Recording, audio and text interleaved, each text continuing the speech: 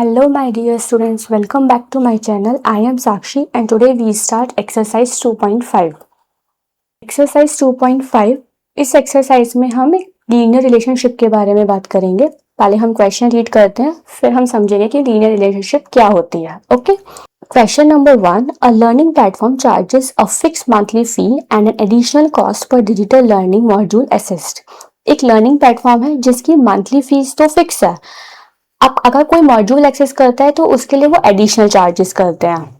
Okay, a student observes that when she assist 10 modules her bill was 400। अगर एक student ने observe करा अगर वो 10 मॉड्यूल्स और एक्स्ट्रा लेती है तो उसे 400 रुपीज का बिल आता है, और अगर वो 14 मॉड्यूल्स एक्सेस करती है तो उसको बिल आता है 500 रुपीज का। If the monthly bill y depends on the number of modules accessed x। अब देखिए यहाँ पे y क्या है, मंथली बिल। मंथली बिल को y से रिप्रेजेंट करा है, और जितने नंबर ऑफ मॉड्यूल्स हैं depends on the number of, ये किस पे डिपेंड करते हैं, नंबर ऑफ मॉड्यूल्स पे डिपेंड करते हैं, accessed x। According to the relation y equals to ax plus b, find the values of a and b। अब देखिए ये आपको एक रिलेशन दिख रहा है y इक्वल एक्स प्लस, यही हमारा लीनियर रिलेशनशिप की बात करता है। y इक्वल ए एक्स प्लस बी, इसे ही लीनियर रिलेशनशिप कहते हैं। इसमें y किसको रिप्रेजेंट कर रहा है, पहले तो हम इसे समझते हैं। y क्या है, मंथली बिल, जो मंथली बिल आ रहा है। y हो गया आपका मंथली बिल। x क्या है, x भी बता रखा है, x है नंबर ऑफ मॉड्यूल्स, ये हो गए नंबर ऑफ मॉड्यूल्स। अब देखिए ये a और b क्या है। अब देखिए इस मंथली बिल में हमारी जो मंथ की फीस है वो तो बिल्कुल फिक्स है, वो तो जानी ही जानी है। तो ये कांस्टेंट क्या है, हमारी फिक्स मंथली फी। तो ये b किसको रिप्रेजेंट करेगा, फिक्स्ड फी, जो मंथ की फिक्स्ड फीस है, फिक्स्ड मंथली फी। ये बी रिप्रेजेंट कर रहा है जो भी कांस्टेंट होता है। कांस्टेंट क्या है यहाँ पे, हमारी मंथ की फी, वो हमारी कांस्टेंट है कि वो तो जानी ही जानी है हर मंथ, प्लस एडिशनल कॉस्ट और जानी है पर डिजिटल लर्निंग मॉड्यूल के हिसाब से। अब नंबर ऑफ मॉड्यूल्स, जितने नंबर ऑफ मॉड्यूल्स होंगे उस पर डिपेंड करता है कि वो कितनी और एडिशनल कॉस्ट। ए जो रिप्रेजेंट करेगा वो हमारा करेगा कॉस्ट ऑफ पर मॉड्यूल, की एक मॉड्यूल की कॉस्ट क्या है, तभी तो हम नंबर ऑफ मॉड्यूल्स की कॉस्ट बता सकते हैं, कॉस्ट ऑफ पर मॉड्यूल। अगर 1 मॉड्यूल की कॉस्ट सपोज करिए 100 रुपीज है और आप नंबर ऑफ मॉड्यूल्स ले रहे हैं 10, तो आपको पता चल सकता है कि हाँ 10 इंटू 10 100 मॉड्यूल्स, यानी कि हमें 100 फीस गई है हमारी एक्स्ट्रा का, क्योंकि हमने 10 मॉड्यूल्स लिए थे और मंथली फीस हमारी फिक्स थी। तो हम टोटल मंथ का बिल फाइंड कर सकते हैं। अब आपसे पूछा है कि आपको ए और बी की वैल्यूज फाइंड करनी है। अब पहले आप अपनी y और x की वैल्यूज इसमें पुट करेंगे और 2 इक्वेशंस बनाएंगे, तब आप a और b की वैल्यूज फाइंड करेंगे। तो पहले हम अपनी चेक करते हैं, हमारी जो इक्वेशन है वो है हमारी y equal ax plus b, ये हो गई हमारी इक्वेशन। अब हम इसमें ही अपनी सारी वैल्यूज पुट करेंगे। ओके, अब देखिए यहाँ पे चेक करेंगे पहले y को। पहले स्टूडेंट का जो बिल आ रहा था वो कितना आ रहा था, 400 रुपीज आ रहा था पहले बिल। कब आ रहा था, जब वो 10 मॉड्यूल्स एक्सेस कर रहे थे। तो ए तो हमें पता ही नहीं है कि मॉड्यूल की कॉस्ट क्या है, हमें एक्स पता है, नंबर ऑफ मॉड्यूल्स क्या है हमारे 10 है, तो ए इंटू 10 लिख सकते हैं, प्लस और बी है आपकी कांस्टेंट, यानी कि जो आपकी फिक्स मंथली फीस है वो तो आपको गिवन ही नहीं है, तो वो आपको फाइंड करनी है। तो ये इक्वेशन कैसे बनेगी, 400 इक्वल, इसे आप 10a लिख सकते हैं प्लस b, ये हो गई आपकी first equation. Okay, now next total bill कितना आया था, 500 रुपीज का। तो y की जगह रखेंगे आप 500 इक्वल, अब उसने कितने मॉड्यूल्स एक्सेस करे थे, 14 मॉड्यूल्स, तो आप लिखेंगे यहाँ पे 14a, डायरेक्ट लिख देते हैं 14a, x की जगह नंबर ऑफ मॉड्यूल्स हैं क्योंकि x, प्लस b, तो ये हो गई आपकी सेकेंड इक्वेशन। अब आप फर्स्ट और सेकेंड इक्वेशन से अपने a और b की वैल्यूज फाइंड करेंगे। तो हम from equation number first b की वैल्यू निकालते हैं पहले। b इक्वल कितना आया, 400 माइनस 10a, जब आप इस 10a को इधर लेके जाएंगे तो माइनस में आएगा, तो b की वैल्यू क्या आ गई आपकी 400 माइनस 10 है। अब आप इस b की वैल्यू को अपने पुट करेंगे सेकेंड इक्वेशन में, सब्स्टिट्यूटिंग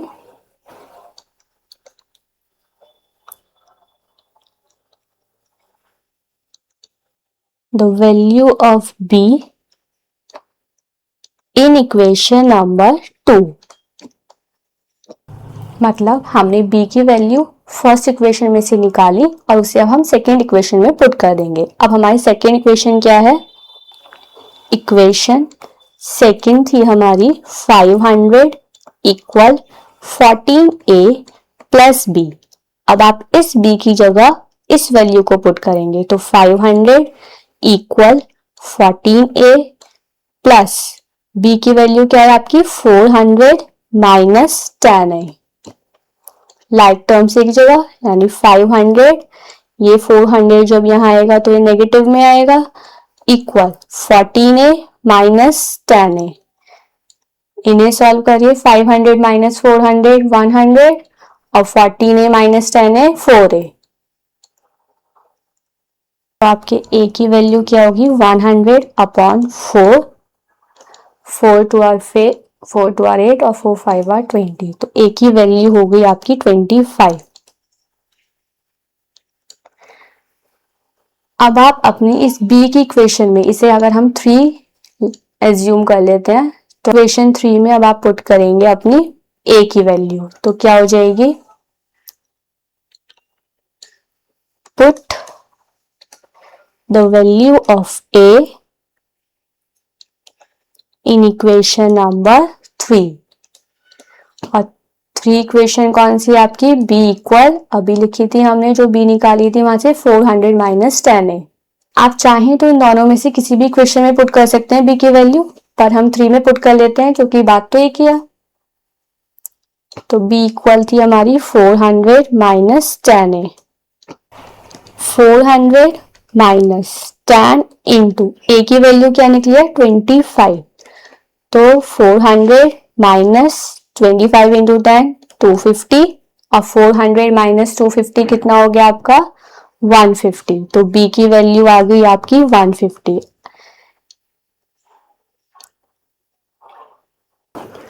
इसका मतलब b जो आपकी मंथली फीस थी वो कितनी थी 150 थी, और a क्या थी आपकी जो पर मॉड्यूल कॉस्ट थी, यानी 1 मॉड्यूल की कॉस्ट 25 रुपीज थी। तो ये आ गई आपकी a और b की values. Okay, now come to the next question. Question number 2, a gym charges a fix monthly फी।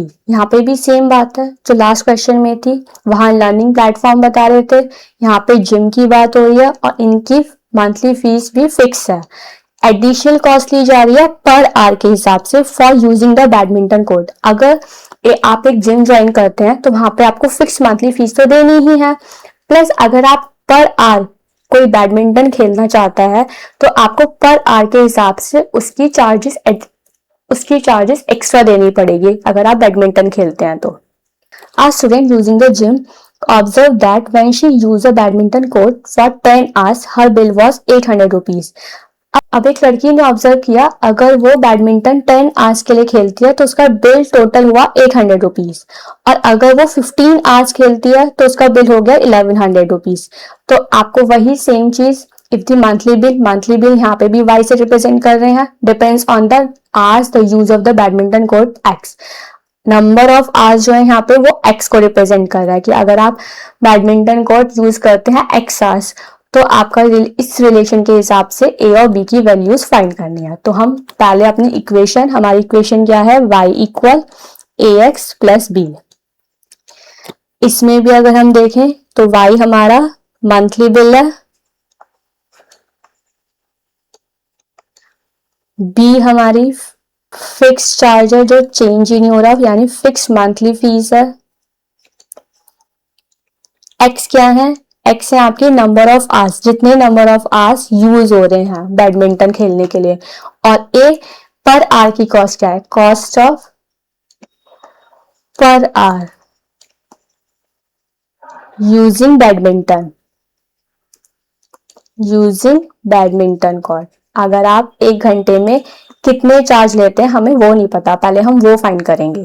तो आपको ए और बी फाइंड करना है। तो हम इस रिलेशन में अपनी वैल्यूज पुट करते हैं।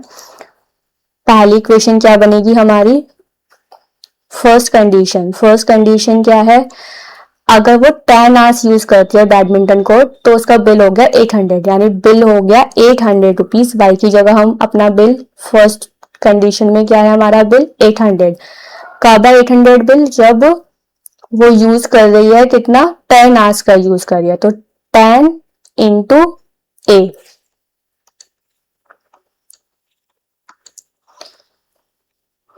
आपको पर आवर की कॉस्ट फाइंड करनी है, प्लस हमें बी भी नहीं पता कि हमारी फिक्स मंथली फीस कितनी है। ये होगी आपकी first equation. Second equation, bill कितना हुआ था आपका 1100 हुआ था। सेकेंड कंडीशन में बिल हुआ था 1100 टोटल, और उसने कितने आवर्स यूज करे थे बैडमिंटन, 15 आवर्स यूज करे थे।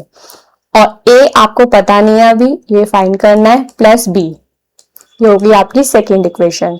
तो जैसे हमने फर्स्ट क्वेश्चन किया, सेम हम इस क्वेश्चन को भी सॉल्व करेंगे।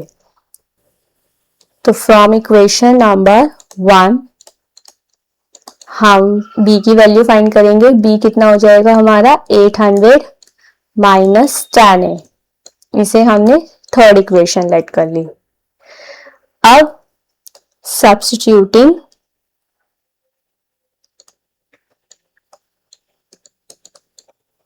द वैल्यू ऑफ b, इस b की वैल्यू को आपको कहां रखना है, इन इक्वेशन नंबर 2 में। तो 2 इक्वेशन क्या है हमारी, इक्वेशन 2 है हमारी 1100 equal 15a plus b। b की जगह आप अपनी वैल्यू पुट करिए। b की जगह हम क्या लिखेंगे, 800 माइनस 10a। तो 800 माइनस 10a, 1100, ये 800 यहाँ पे आके नेगेटिव में, इक्वल 15a माइनस 10a।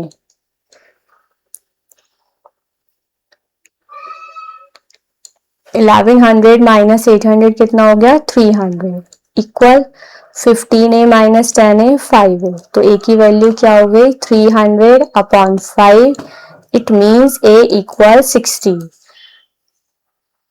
तो यानी ये a की वैल्यू फाइंड हुई है। और a क्या है, कॉस्ट ऑफ पर आवर, यानी 1 घंटे में अगर आप बैडमिंटन यूज करते हैं तो आपको कितनी कॉस्ट देनी पड़ेगी, 60 रुपीज देनी पड़ेगी एक्स्ट्रा। ये थी आपकी cost of per hour using badminton court. अब हम b की वैल्यू फाइंड करनी है हमें। b की वैल्यू हम इक्वेशन नंबर 3 में रखेंगे, इस इक्वेशन में।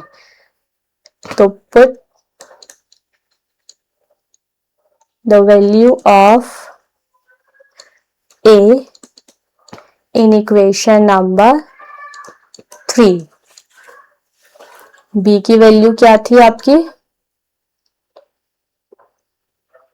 800 minus 10a, 800 minus 10a, 800 minus 10 multiply, a की वैल्यू अभी नहीं फाइंड करी है, a की वैल्यू कितनी आई 60। तो 10 इंटू 60, 800 माइनस 10 इंटू 60 यानी 600। तो b की वैल्यू क्या हो गई 200, यानी b कितना है आपका 200। और ये b क्या है, जो आपकी फिक्स्ड मंथली फीस थी, ये थी आपकी फिक्स्ड मंथली फी। आते हैं अब अपने नेक्स्ट क्वेश्चन, क्वेश्चन नंबर 3 पे। Question number 3, consider the relationship between temperature measured in degrees, degree Celsius and degrees Fahrenheit, which is given by degree C equals to A degree F plus B. Find A and B. अब देखिए, temperature measure करने के लिए हम degree Celsius का भी use करते हैं और फ़ारेनहाइट का भी यूज करते हैं। तो इन दोनों का ही रिलेशन दे रखा है आपको, degree C equals to A degree F plus B से। A और B की वैल्यू फाइंड करनी है, given that ice melts at 0 degree Celsius and 32 degree Fahrenheit. अब आपको ये गिवन है कि आइस मेल्ट जो हो जाती है आइस पिघलती है 0 डिग्री सेल्सियस पर और 32 डिग्री फ़ारेनहाइट, यानी अगर डिग्री सेल्सियस 0 डिग्री सेल्सियस किसके इक्वल है, 32 डिग्री फ़ारेनहाइट। अगर वो डिग्री सेल्सियस 0 डिग्री पे पिघल गई है तो 32 डिग्री फ़ारेनहाइट पे भी वो बर्फ पिघलेगी। वाटर बॉइल्स होता है 100 डिग्री सेल्सियस पे, डिग्री सेल्सियस के अकॉर्डिंग 100 डिग्री, और फ़ारेनहाइट के अकॉर्डिंग कितने डिग्री पे वाटर बॉईल होता है, 212 डिग्री। तो इनका टेम्परेचर सेम है, बस फर्क है डिग्री सेल्सियस और फ़ारेनहाइट का। सेल्सियस में वो 0 डिग्री पे पिघलेगी बर्फ और फ़ारेनहाइट में वो 32 डिग्री पे पिघलेगी। और वाटर जो बॉईल होगा वो 100 डिग्री पे वाटर बॉईल होगा और 212 पे वो फ़ारेनहाइट में बॉईल होगा। अब आपको एक हिंट भी दे रखी है, when degree Celsius is equal to 0, when degree F equal to 32 and when degree Celsius equal 100 and degree f equals to 212. Use this information to find a and b and thus the linear relationship between degree Celsius and degree f के बीच में आपको linear relationship बतानी है। ये जो equation दे रखी है, ये इक्वेशन हम जो लास्ट क्वेश्चन में पढ़ रहे थे वो पढ़े थे y इक्वल ए एक्स प्लस बी। अब आप इसको इससे रिलेट करिए जरा, y की जगह डिग्री सेल्सियस लिख दिया है बस और x की जगह डिग्री f लिख दिया है, वरना तो एज इट इज इक्वेशन है। तो y किसको रिप्रेजेंट कर रहा है, डिग्री सेल्सियस को, और x किसको रिप्रेजेंट कर रहा है, डिग्री फ़ारेनहाइट को, प्लस b। इस इक्वेशन में अब हम अपनी वैल्यूज पुट करेंगे जो हमें गिवन है। तो अब फर्स्ट इक्वेशन क्या बनेगी हमारी, डिग्री सेल्सियस है 0 फर्स्ट कंडीशन में और फ़ारेनहाइट दे रखा है आपको 32 डिग्री, तो इक्वल 32 ए लिख सकते हैं आप डायरेक्ट, 32 ए प्लस बी। ये हो गई आपकी फर्स्ट इक्वेशन। सेकेंड इक्वेशन क्या बनेगी, 100 डिग्री सेल्सियस पर है, यानी 100 हो गया डिग्री सेल्सियस और फ़ारेनहाइट कितना है 212, तो 212 ए प्लस बी। ये हो गई आपकी सेकेंड इक्वेशन। तो सेम, तो हम फर्स्ट और सेकेंड इक्वेशन को सब्स्टिट्यूट करके अपनी ए और बी की वैल्यूज फाइंड करेंगे।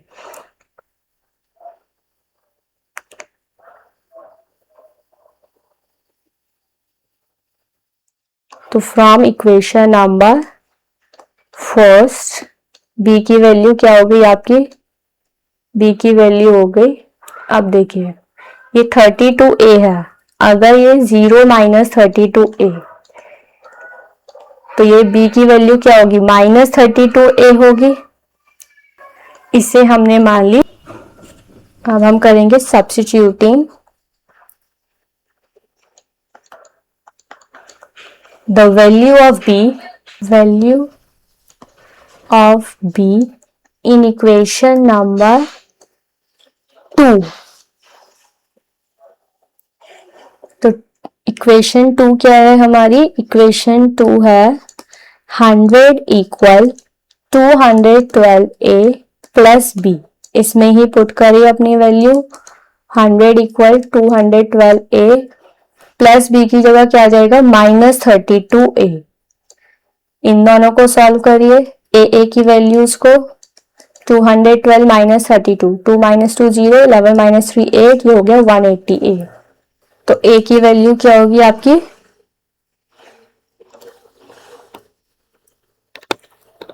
100 अपॉन 180, 0 से 0 कैंसिल, 2 5 और 10 और 2 9 और 18, तो a की वैल्यू हो गई 5 upon 9।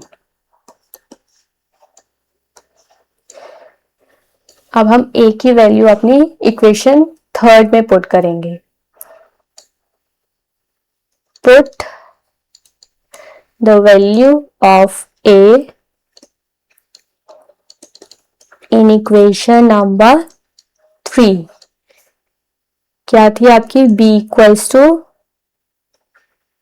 Minus 32a, minus 32a, तो माइनस 32 मल्टीप्लाई a की वैल्यू क्या है 5 अपॉन 9, तो 5 अपॉन 9 ये हो गया माइनस, इसे 5 टू 10, 160 अपॉन 9, ये हो गई आपकी b की वैल्यू।